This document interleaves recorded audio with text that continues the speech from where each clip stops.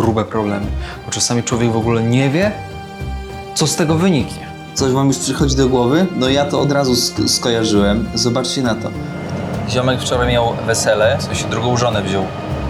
Druga żona lat 16.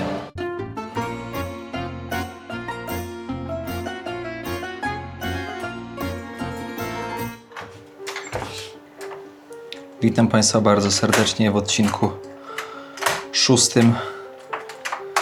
Po perturbacjach z policją jeszcze tego samego dnia nagrywam, żeby zobaczyć, czy wszystko jest ok. No i na moje szczęście tutaj wszystko jest tak, jak zostawiłem. Nic tutaj nie zostało, że tak powiem, naruszone. Najważniejszy to był komputer, bo prawda jest taka, że oni by nawet nie byli w stanie włączyć komputer by włączyli, ale nic by nie byli w stanie zrobić z tym komputerem, więc no bałem się, że po prostu jak przyjdę, to ktoś tu po prostu mógł zajrzeć. No bo na pewno mają dodatkowe klucze, to nawet nie podlega wątpliwości. Więc w takiej sytuacji zaczynamy nowy odcinek w takich, powiedziałbym, mało komfortowych psychicznie warunkach, no, ale takie warunki też się zdarzają, niestety. I taka niestety jest konsekwencja podróżowania, że tak powiem,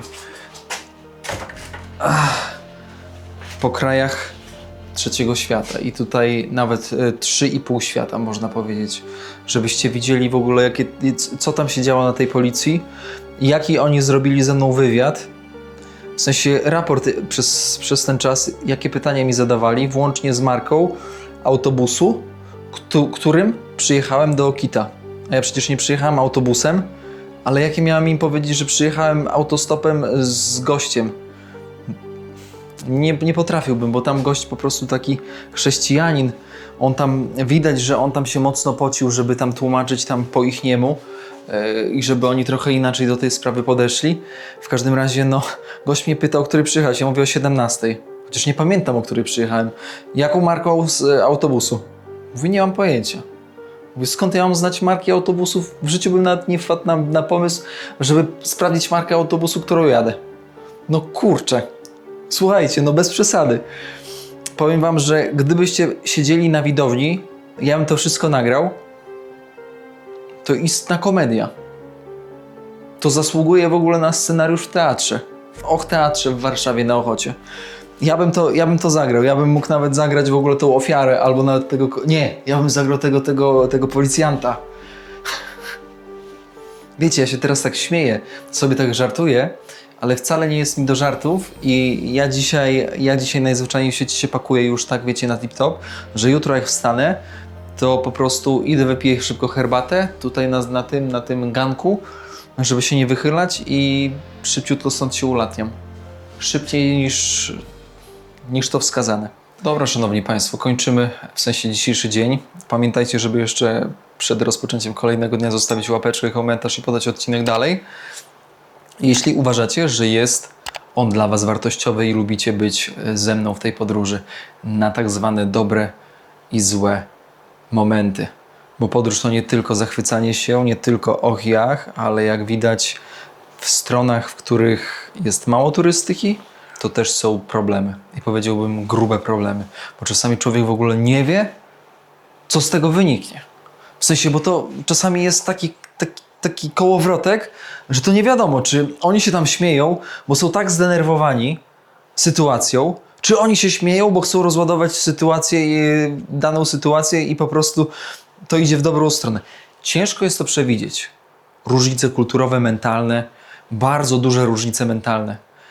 To, co dla nas jest oczywiste, dla nich wydaje się jakimś Mount Everestem mentalnym.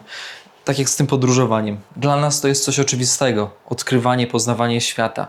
Doświadczanie nowych, innych kultur. Dla nich coś niepojętego. Kto za to płaci? Kto cię sponsoruje? Kto za tym stoi? Jak ty w ogóle możesz sam jeden podróżować? To nie jest normalne, że człowiek podróżuje sam. Skąd masz na to pieniądze? To nie jest normalne. No taka rozmowa. No więc tak, słuchajcie, zostawcie po sobie ślad, ja się żegnam, słyszymy się za 2 sekundy kolejnego dnia i tyle. kurczę, siedzi to we mnie. Ciekaw jestem, jak jutro kolejnego dnia na tym odcinku będę się zachowywać. W sensie tak będę się czuć mentalnie. Potrafię poradzić sobie psychicznie z tego typu sytuacjami, ale każda sytuacja jest na swój sposób inaczej później oddziaływuje, wiecie, mentalnie. Teraz wyciągnięcie kamery w miejscu publicznym będzie mi sprawiało dyskomfort, mając z tyłu głowy, że może coś się zadziać. Że mogą mnie znowu wpakować na posterunek. Że no... Wiecie, o co chodzi. Taki wewnętrzny strach. No ale z tym trzeba sobie poradzić. Jesteśmy w Mali. Kolejny kraj, do którego jedziemy, też nie zapowiada się, że tak powiem, różowo. No ale bierzemy to na klatę. No, póki jest cierpliwość, póki jest siła, póki są pieniądze, no to jeszcze można takie rzeczy, że tak powiem, brać na klatę. Ale chyba bym większości z Was, drodzy widzowie, odradził wizytę w Mali. Nie dlatego, że nie warto, bo warto. Do każdego kraju warto pojechać, ale kurde, tutaj za dużo się dzieje. Tutaj to jest tak zmienne. Dobra, słyszymy się jutro, zobaczymy, co z tego wyjdzie, bo już w sumie nie mam przestrzeni psychiczno-fizycznej na kontynuowanie tego. Dobra, wywodu. Do jutra. Witam serdecznie, szanowni państwo. Mamy okazję spróbować lokalnego mango. Teraz przetestuję wam w nowy dzień.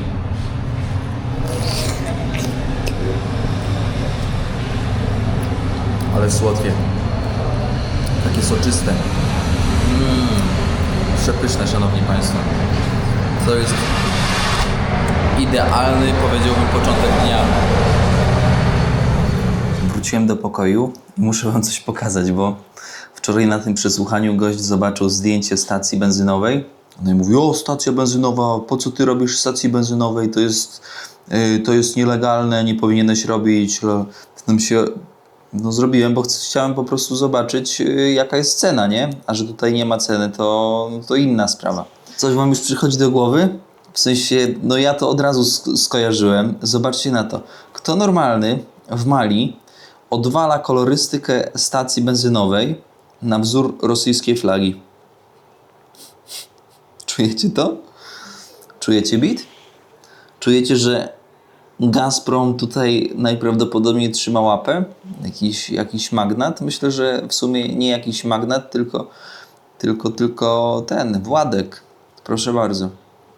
Jak gdzieś będę w trasie, to spróbuję to nakręcić. Tutaj nie zdążyłem, ale takich stacji minąłem z 5. Daje do myślenia. Nie chcą Rosji w Europie, to Rosja sobie radzi i układa grunt w Afryce. Lecimy, szanowni państwo, w trasę. Zaczynam kręcić jeszcze w mieście. Najwyżej mnie zamknął. Kurde. Najgorsze jest to, że jak spojrzycie na mapę, to ja jeszcze mam tak daleko w ogóle do tej stolicy, a jeszcze dalej do kolejnego kraju. Jestem, że tak powiem, w bardzo słabym położeniu, z bardzo początkowymi, że tak to określę, negatywnymi doświadczeniami. No i wiem na pewno, że tutaj będzie checkpoint na wylocie z miasta. To jest bardziej niż pewne. To jest bardziej pewne, niż mnie dzisiaj zatrzymają. Więc cały czas trzeba uważać. Kurde, to nie daje komfortu w podróży, to nie daje komfortu psychicznego. I teraz człowiek się zastanawia nad sensem podróżowania po takich stronach. I naprawdę, jak nie trzeba, to lepiej chyba nie podróżować po takich stronach, bo to się wiąże z dużym stresem. Z drugiej strony, im dłużej podróżujesz, tym to łaknienie świata innego, odległego, zamkniętego jest większe. Więc to jest w sumie zamknięte koło. No tego to jeszcze nie grali. Współpraca Mali z Unią Europejską. Belgia, Grecja, Hiszpania, Irlandia, Finlandia. Tutaj sobie możecie zobaczyć. Ciekawe, jakieś tutaj finansowe rzeczy. To jest wylotówka. Więc ja tutaj spróbuję złapać stopa jeszcze, żeby się nie narażać. Zobaczcie jakie mango wielkie. Moja łapa Voilà. i mango. Voilà. Grande. Nie wiem jak po francusku powiedzieć wielkie, Anglikana voilà. ale ogromne. Voilà. Voici Zobaczcie. To jakie wielkie. Moja ręka. Puf. Puf. les mains. C'est moins cher.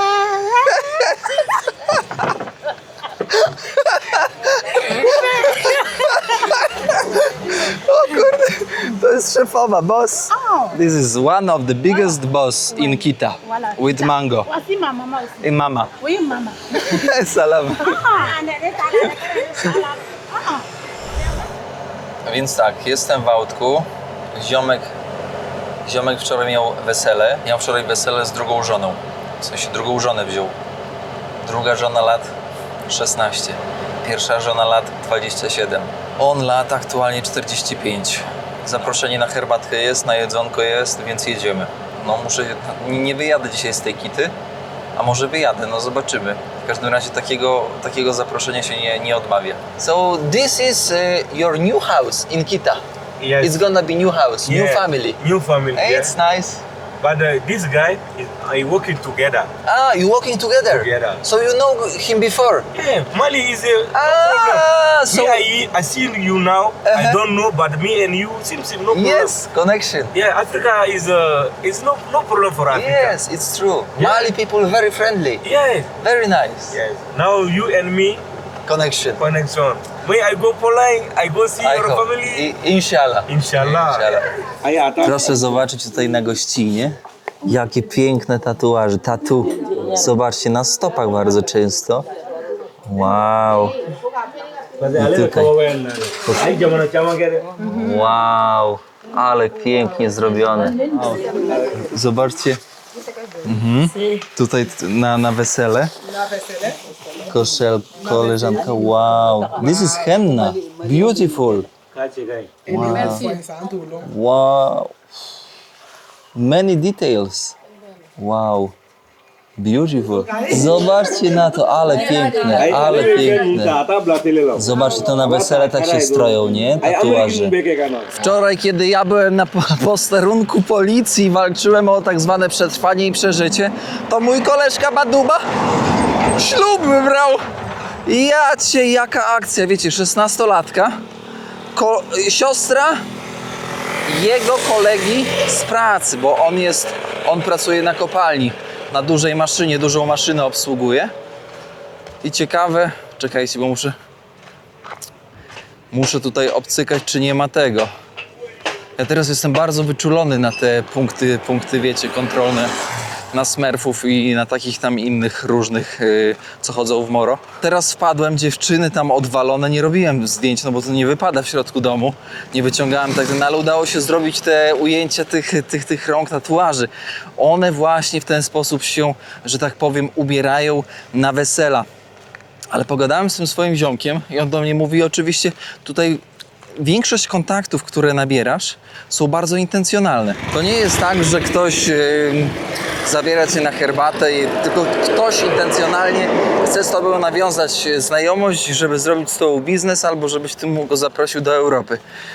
No ja mu tłumaczę, że to nie jest takie proste, hej siup i wiesz, i w ogóle, że on mówi nie, bo tutaj ciężka praca, pracuję, bo 2 tygodnie w pracy, 2 wolnego, pracuję po 12 godzin. Okej, jeżeli pracujesz na koparce, to ile ty tutaj zarabiasz przez 2 tygodnie, kiedy pracujesz w miesiącu? Bo 2 tygodnie pracuję, 2 tygodnie nie pracuję. No i ja tak przeliczam z tych sefa zachodnioafrykańskich, no i wychodzi 3,5 tysiąca złotych. Nie jestem pewien, ile jest minimalna netto na rękę teraz w Polsce, ale wydaje mi się, że coś około tego. Coś około 3,5-4 tysiące. Chyba nie mylę się. Ja mówię, stary, tutaj z takimi pieniędzmi to ty możesz żyć jak panisko. Jak ty pojedziesz do Polski, no i pokazuję mu, że tam za samą energię ja płacę w małym mieszkanku 250 zł niekiedy. 200-250 zł rachunki za energię. I on patrzy, za energię tyle? Człowieku! Już nawet nie będę mówić, ile kosztuje wynajem, bo by naprawdę oszalał. Ale właśnie to jest ten brak tej świadomości. Oni myślą, że oni tutaj pracują za małe pieniądze, bo on zarabia 3,5 tysiąca złotych na te warunki. I na te warunki To są naprawdę... On jest bogaty. On wziął drugą żonę. Salam. On wziął drugą żonę, no bo może sobie finansowo na to pozwolić. W Polsce wyobraź sobie, że ty zarabiasz 3,5 tysiąca złotych i bierzesz sobie drugą żonę. Ja nie wiem, czy z jedną żoną, która nie pracuje i jednym dzieckiem wy byście pociągnęli. Nie wiem. Ty, co tu mordula mnie śledzi? Ja tutaj nie chcę nic mówić, ale... Wiecie co? Ja już powiem tak, ja jestem przygotowany w Mali na wszystko. Na wszystko. Afrykę od prawej do lewej, od góry do dołu zjada plastik. Ja to mówiłem. Te torebki są... Nie wiem, kto to wymyślił z tymi. I właśnie nie wiem, czy te torebki są lepsze, czy te butelki są lepsze. Nie ma chyba jakiegoś takiego dobrego rozwiązania. Niby te plastiki, co woda w nich jest, to one kosztują jakieś groszowe sprawy. To są 10-15 groszy za te 400-500 ml wody w worku. Niemniej jednak, co później z tym workiem zrobić? Piszą, że degradowalne, ale degradowalny przez ile? Przez 100 lat? You are taxi! Oui, taxi. No, merci beaucoup, monsieur. Koleżka, stałem tam i taki koleżka się do mnie przykleił.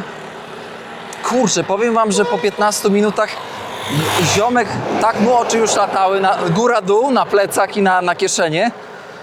I tak czuć już w powietrzu, że się robi gęsto. Czuć po prostu. Wyszedłem z tego miasta, ale wróciłem, bo kurczę, zauważyłem, że jak wychodzę z takiego miasta, jak jestem na takim bezludziu, ludzie sobie na więcej pozwalają. Gość już tam w ogóle do mnie mówił, żebym dał mu pieniądze, bo już wiadomo, o co chodzi, nie? To jest dość ciekawe. Więc wróciłem trochę tutaj, żeby było bezpieczniej. Niestety, jak pójdziesz tam za miasto, gdzie nikogo nie ma, no to ludziom przychodzą przeróżne pomysły. Przeróżne. Mali ewidentnie jest wyzwaniem. I tutaj to jest dość ciekawe, ten stereotyp bogatego, białego człowieka jest powszechny. Merci beaucoup, monsieur. Jest powszechny. I wyobraźcie sobie teraz czarnego człowieka po Europie jeżdżącego. Ludzie fiksują. Oni myślą, że ja jestem jakimś, nie wiem, no baronem tutaj. Baronem, naprawdę. Niesamowite, ale też dzięki temu podróżowaniu w takie strony powiem wam, że łatwiej się czyta ludzi. Łatwiej się czyta i w sensie wyczuwa, kiedy mają złe intencje. Ogromny plus w tym wypadku, że ja jestem wysoki. A jestem wysoki, może nie jestem jakiś tam, wiecie, że tak powiem, masywny, mocno masywny, ale też ważę swoje i mam poczucie, że ci ludzie, jak już chcą mnie okraść, a ja to czuję, to oni tam przetwarzają czasami no tam 15-20 minut. I ja wtedy, jak czuję, że już coś się dzieje, to już robię sandał i się zawijam. W każdym razie, to, że człowiek jest wysoki, już psychologicznie dla napastnika sprawia pewną trudność. To nie jest tak, że ludzie cię od razu okradną, tylko oni szacują. Szacują, czy dadzą radę, szacują, co możesz mieć, szacują, jakie mają szanse, więc to zabiera czas. I w tym momencie masz szansę na to, żeby ocenić swoją sytuację. Najlepsze co jest? Odejść. Uciec, odejść, nie wchodzić w konfrontację, bo każda konfrontacja, niezależnie od tego, czy ją wygrasz, czy nie, to albo stracisz dużo energii, albo będziesz miał jakieś uszkodzenia, uszczerbki. W żadnym wypadku nie jest to na plus dla ciebie. To jest ticket Autorité Route from Kita. Tutaj się taki bilet właśnie kupuje. Kosztuje on 3 zł za przejechanie. This is ticket from to Bamako. Really? Okej, 3 zł do tego, 180 km. Tak to wygląda mniej więcej. No i trzeba zapłacić. Droga dziurawa jak ser szwajcarski. Tada! Się udało. Jedziemy z koleżką. No i dobrze, że nie poszedłem w cień, bo w ostatniej chwili złapałem, tak już myślałem, że idę odpocznę. Ale pomyślałem, dobra, jeszcze tego spróbuję i się udało. Droga tutaj. Tory widać, które idą. The French, they build this. French people. Zobaczcie, tutaj droga szła aż do Bamaku, Dakar Bamaku. No i niestety tutaj jest tak, że jeżeli ktoś daje, to działa. Działa do momentu, w którym to się nie zepsuje, bo jak się zepsuje, no to nie ma komu tego sfinansować, żeby naprawić. Nie myśli się perspektywicznie. Problem. Fura nam stanęła. No.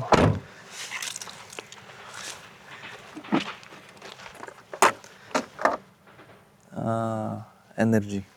Coś wysiadło. Bezpiecznik.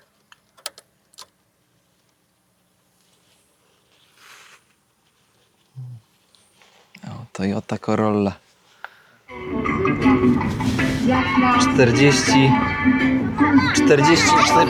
40 stopni. Dziewczyny sprzedają orzechy nerkowca i owoce nerkowca, ale trzeba zaznaczyć, że to nie jest aż takie zdrowe, nawet w podróży. Że orzechy nerkowca, moi drodzy, mogą podrażniać żołądek i jelita.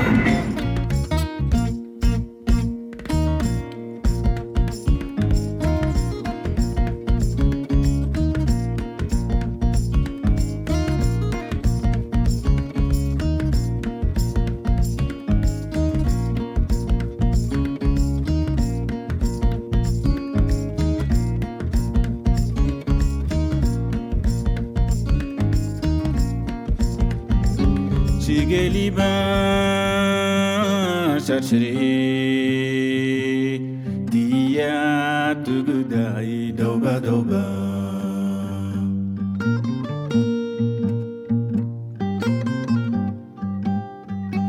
doba doba doba doba doba doba doba doba.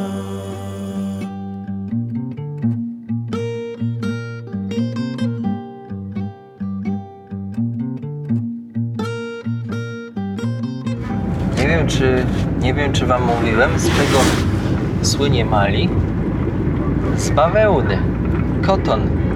Tutaj ciężarówka wypełniona po brzegi właśnie bawełną. Bawełna ma to do siebie, że to jest roślina, która chłonie ogrom wody. Jak jest trochę wody, przykładem może być jezioro Aralskie, które zostało doszczętnie wyssane przez uprawy bawełny. Ale i nie tylko. To właśnie tutaj też na tym, że tak powiem, gospodarka stoi.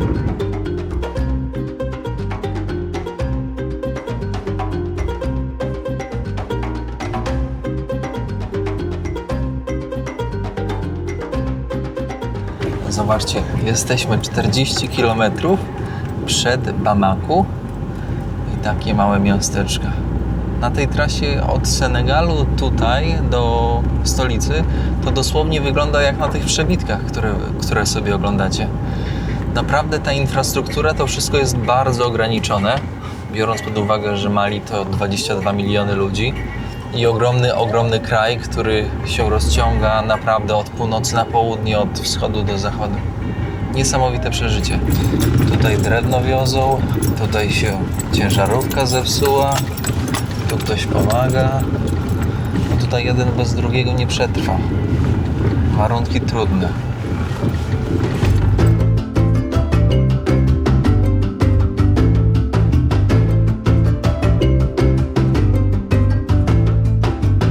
Zobaczcie, tutaj udało się właśnie złapać tą stację. To jest Sotraka. Barwy wiecie jakie. Z koleżką mały stop. Tutaj przed stolicą 30 km jeszcze. Ogarnia warzywa. No mi się trafiło dobrze. Powiem wam, że ja już jestem długo w Mali. Tydzień. Boże, jak to się rozciągnęło. Tydzień. Ja dopiero dzisiaj dojeżdżam do stolicy. Jejku, jak ja tutaj nie ogarnę, no to ja tu będę albo 2 tygodnie, albo 3 tygodnie. Kurczę, ale to trochę dyskomfort sprawia, podróżowanie tutaj. Więc no, będę musiał to trochę bardziej zaplanować, chociaż tutaj nie zaplanujesz. Tutaj jest tak to nieprzewidywalne. No ale spoko, dzisiaj jedziemy do stolicy, nie mam tam żadnego kontaktu, nie mam nic, nawet miejscówy do spania. Więc no, coś będę kombinować na tak zwanym szybkim sandale. Selamat, salam, selamat. Selamat, سلام سلامات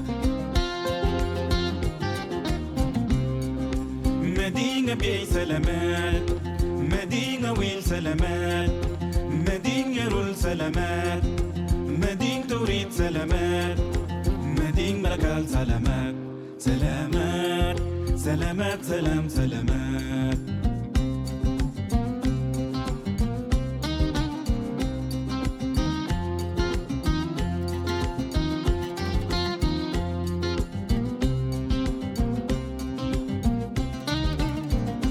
سلامات سلامات سلام سلامات Kłaniam się nisko ze stolicy, z Bamaku.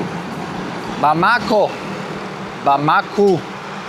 Nie wiem sam do końca. Najważniejsze, że tu jesteśmy. Teraz przydałoby się ogarnąć kąt do spania. Jak ja to zrobię, nie wiem.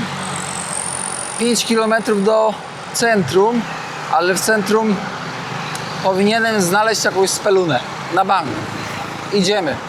Słuchajcie, ruszam w miasto, znaleźć miejscówkę na nocleg i chyba z tego miejsca będę się na razie żegnać z wami w tym odcinku, bo muszę wyczuć, co mogę, a czego nie mogę tutaj w stolicy.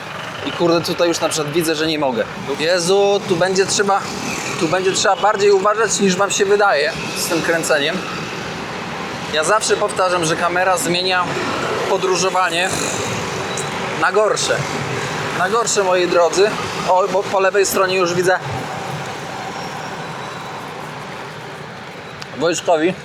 Już by mogli mnie smyknąć.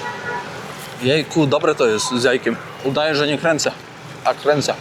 Ha, patrzcie, te wszystkie miejsca po Francuzach, one są w istnej ruinie. Francuski wymysł, który miał rozwinąć kraj, który został zaprzepaszczony już rok temu, a my tutaj z koleżką, z którym się zgadałem, tak o po prostu na ulicy, lecimy. This is centro. Bamaku.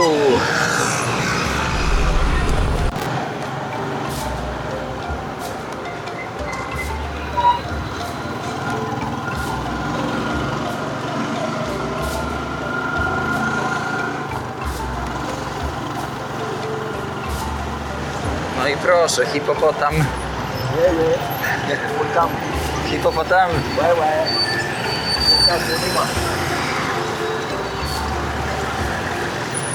Szukamy dla mnie miejscówy. Tu się trochę oddalamy od centrum. No nic, jakoś przyjedziemy najwyżej jutro. Zaraz koniec dnia, no i trzeba kończyć odcinek, bo jak ciemno, to co ja wam pokażę, moi drodzy. Zauważyliście, że tutaj babeczki sobie normalnie, dziewczyny jeżdżą na motorkach i kierują samochodami? Tutaj nie ma najmniejszego problemu.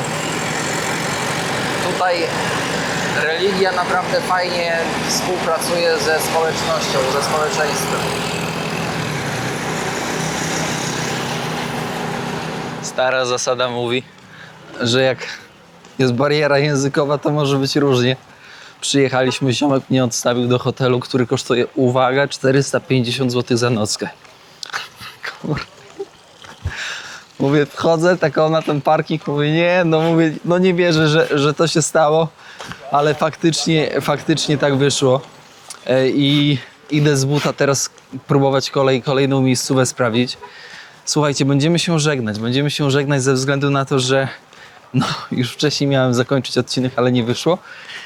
No więc wszystkiego dobrego, trzymajcie się, dziękuję za wspólną podróż. Kolejny odcinek, jak się domyślacie, będzie ze stolicy, czyli z Bamaku. Zostawcie łapeczkę, komentarz i rzecz jasna podajcie odcinek dalej, żeby to paliwo szło w sandały i żebym znalazł nocleg dzisiaj. Kurczę, bo nie chce mi się tutaj koczować, że tak powiem, po mieście pod namiotem, bo to jest po prostu ciążliwe na tyle, że ludzie nie dadzą spokoju. No i mało bezpieczne, bo później plecaka nie ma gdzie zostawić, żeby pójść pozwiedzać. Kłaniam się nisko, pozdrawiam serdecznie i do usłyszenia. Czołem. Aquilo de na volante